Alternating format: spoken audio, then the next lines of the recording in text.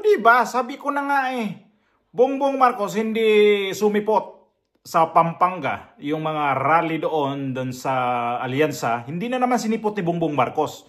Dalawang rally na itong alyansa na hindi sinipot ni Bongbong Marcos. Magkasunod to, Cebu at itong Pampanga. Why, Marcos? Ba't di ka pumunta dito sa Pampanga?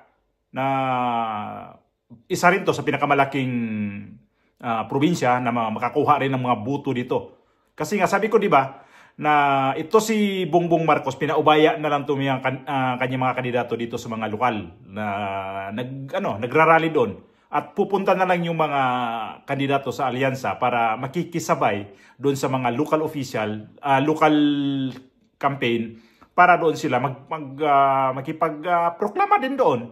Ang kapal ng mga mukha nitong mga to Ito yung mga balita ngayon. Di ba sabi ko nga kanina, tingnan natin kung pupunta ba to si Bongbong Marcos? Hindi nagpakita ni Anino, wala. Ay nako. Ito yung binalita na yung talunan ng mga senador, yung below 12. Ito, Tolentino. Pah! Hindi raw nababahala sa resulta ng mga survey ang ilang pambato ng administrasyon. Ganito lang muna ha, kasi isama ko to sa pag-edit ko. Mayroon kasi minsan na na-restrict ako. Kaya dito ko na lang to ipakita sa isang cellphone para makita niyo yung balita. Ito. Sa Magic 12, muli namang nagpakita sa kampanya ng alyansa si Representative Camille Villar kahit inendorso siya ni Vice President Sara Duterte. Nasa front line. Kapal na mga mukha nito, no? Balingbingan. Ilang linggo bago ang Bilang Pilipino 2025. Lakasan natin. Pampanga naman ang ligaw ng mga botante ang mga pambato ng administrasyon. Malaking tulong daw para sa alyansa ang suporta ng mga lokal na opisyal doon, lalo't ikawalong vote-rich province ang Pampanga. Bukod pa rito, laglag pa rin sa Magic 12 ng mga senatorial survey ang ilang pambato ng administrasyon, tulad ni Senator Francis Tolentino. Sa rank 21 ang huling survey ng Social Weather Stations o SWS. Ilan? Rank 21 ang layo mo, tol? Tolentino, patiwakal ka na? Wala ka ng pag-asa, kakaangat sa survey. Dati. Itsura niya, itsura niya. Eleksyon, ganun din. Pero okay ba tayo? Laban na lang. Tolentino ang balibalitang gusto niyang bumalik sa Partido Demokratiko Pilipino o PDP. Si Benhur Avalos naman na nasa rank 17 to 18 sa pinakahuling SWS survey, umaasang makikita ng mga botante. Wait lang, 21 at saka 17. Abalos pang 17. Kadire naman doon Abalos. Oy, nako, itsura pa nito ni Abalos. Mukhang mananggiti, mukhang manguha ng tuba. At tingnan nyo yung itsura niya. Nagawa raw niya sa mga ginawa kanya noong posisyon. Sana maging makanuri ang ating mga bumoto. Bumoto, no? At ako, yung credentials ko, it's there. It's on the record. Ba? Akong bahay diyan, solid ako naging mayor, solid ako naging congressman, solid ako naging MMDA chairman, at solid ako naging DILG secretary. Si dati... Pah! Ha! Yan yung parang track record niya. So, ano ka? Diyos ko po, Abalos. Ay, nako. Himutok niya doon sa nagiging posisyon sa gobyerno. Senador Manny Pacquiao na nasa ika-12 true? pwesto, hindi raw nag-aalala kung malaglag siya sa surveys. At nang matanong kung bakit may kumakalat na litrato ng tarpaulin online kung saan kasama niya ang ilan umanong kandidato mula sa PDP, Siguro yung lokal namin nag-suporta sila dahil hindi naman kami kompleto sa slate namin.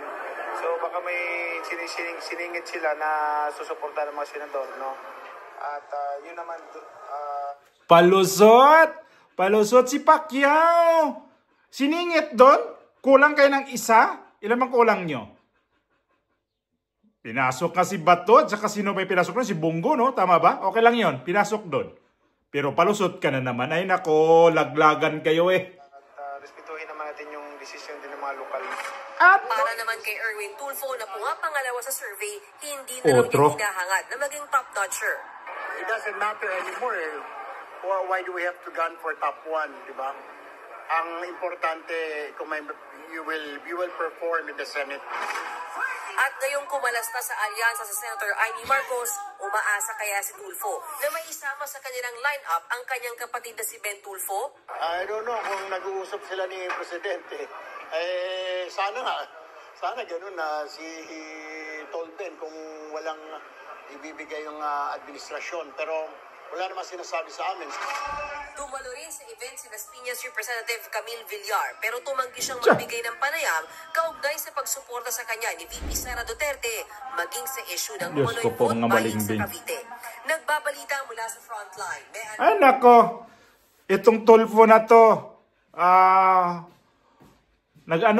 nagtawag nito na nag-isip na ikarga nila yung kapatid niya si Ben Tulfo sa kanilang alyansa. Ay nako, ito si Villar. Kita nyo naman si Pacquiao kanina, nagpapalusot sa yung sinabi niya na baka daw yung mga lokal na kasamahan niya, yung nagsingit doon. Ang kapal naman ang mukha ni Pacquiao Ay naku Pacquiao, kailan ka pa matututo? Ay Diyos mio, marimar itong mga to. Ay nako naman, Tulfo. Sandali lang ha. Pero pwede isang video ipapakita ko sa inyo na matawa ako nito sa mga to ito sa isang video papakita ko sa inyo. Galing to sa Bilyonaryo News Channel. Okay. Sabi? Survey ang ilan sa kanila, hindi pa rin daw sa Pampanga naman nanuyo mga pambato ni PBBM. Labas man sa Magic 12 ng mga survey ang ilan sa kanila, hindi pa rin daw sila nawawala ng pag-asa. Yan ang agenda report ni Zandro Ochoa. Halos 2 milyong botante ang nakarehistro dito sa Pampanga. Noong 2022 presidential elections, nasungkit ni Pangulong Bongbong Marcos ang 735,000 votes. Ito ang target suyuin ng alyansa para sa bagong Pilipinas. Ang senatorial slate ng administrasyon tanggap ng ilang mga pambato ni PBBM na hindi sila pasok sa top 12 sa mga lumalabas na surveys. Hindi na raw ito bago. Hindi naman ako dating eleksyon. Ganun din. Pero okay pa tayo. You're not worried in any way? I'm worried ka rin. Depende sa survey. Meron survey, di ba na nandun? Meron survey naman di ba? Oo. So, trabaho muna ako. Trabaho mamaya hapon. So, mas concentrated ako.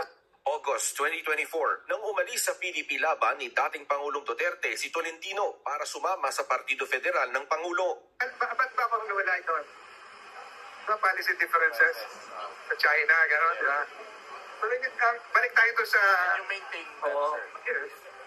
What's good for the Philippines? Sir, ito may kinalaman sa national security. Hindi ko masabi.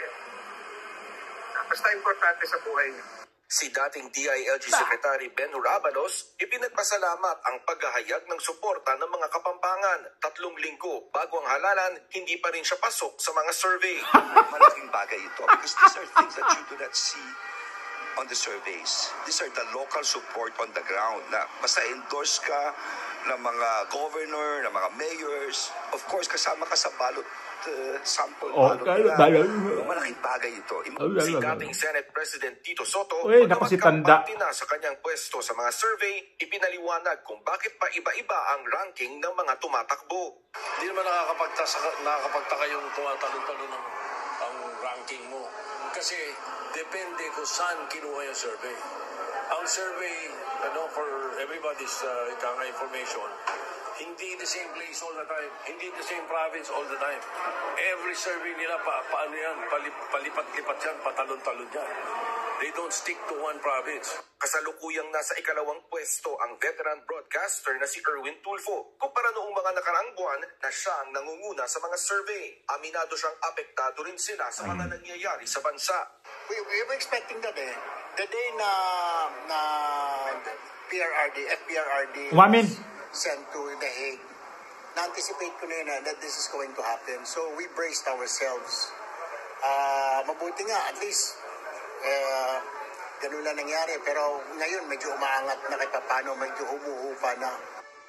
Sa huling 3 linggo bago maghalalan, Humuhupa na daw. Paano humuhupa na hindi nga kayo makasugod sa sa Visayas sa Mindanao na Wala ka nga doon, di ka nga sinama doon sa alyansa din sa Cebu Laglag ka nga din doon sa lokal Erwin Tulfo. Paano humuhupa? Hindi humuhupa. Kayo ang humuhupa. Naman no, talaga naman no, mahilig talaga kayo sa mga ano, yung bang sasabihin na nandito na, straight na to, bigla na lang kuk, bigla na lang kaliwa o kanan, o kaya book, magda-dive na lang. Ay wala na nga kayo eh. Ayan ngayon, iniwanan na nga kayo ni Bongbong Marcos eh. Kasi nga naman, ito si Bongbong Marcos, pag nandyan, sigurado ang mga tao dyan, baka hindi makinig. Lalo silang naiinip sa magsasalita to dahil pabalik-balik, hindi marunong magsalita. Eh, nako nga naman itong alyansa. Oo, na ano ako natawa ako sa mga ito. Si Abalos, itong si Tolentino, si Pacquiao. Tudo talaga sila. Ano man, Pacquiao talaga, tudo di pinsa. Ito naman. Ay, nako. Di talaga kayo di talaga mabuo yung pagngangkampanyan nyo. Ito, sinabi nga kanina, ang wala na naman dyan si Lacson. Itong ewan ko ba, ba't kasama pa to si Lito Lapid. Ano bang ni Lito Lapid? Diyos ko po, utang na loob na po sa inyong buboto. Wag naman yung isali yan si Lito Lapid. Anong mayroon dyan? Matalino ba yan? Abogado ba yan? Hindi nga pinasok to si Tolentino na medyo okay to siya kasi abogado, pero ayaw ko rin to iboto. Kasi sobrang sobrang trapo. Ito si Lito Lapid, iboboto nyo pa? Maawa naman kayo sa bansang Pilipinas, Lito Lapid na naman ulit. Ano bang mayroon kay Lito Lapid?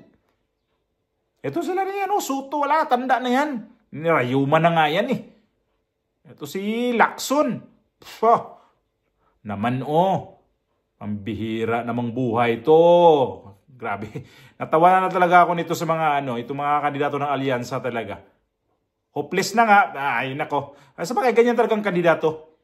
Kahit nangangamuti ka na, kahit nangamoy ibak ka na, nandito ka na sa bandang hulihan, sige, fights pa rin. Ganun talaga. Kahit di mo na kayang umangat sa survey, kahit yung survey nandun na, pilit ka pa rin aangat doon. Lalangoy ka pa para lalabas ka sa survey. Pero hindi ka lalabas. Tolentino, ibaon na lang kayo dyan. Tuluyan na lang kayo ibaon talaga sa itong darating na 12 ng Mayo.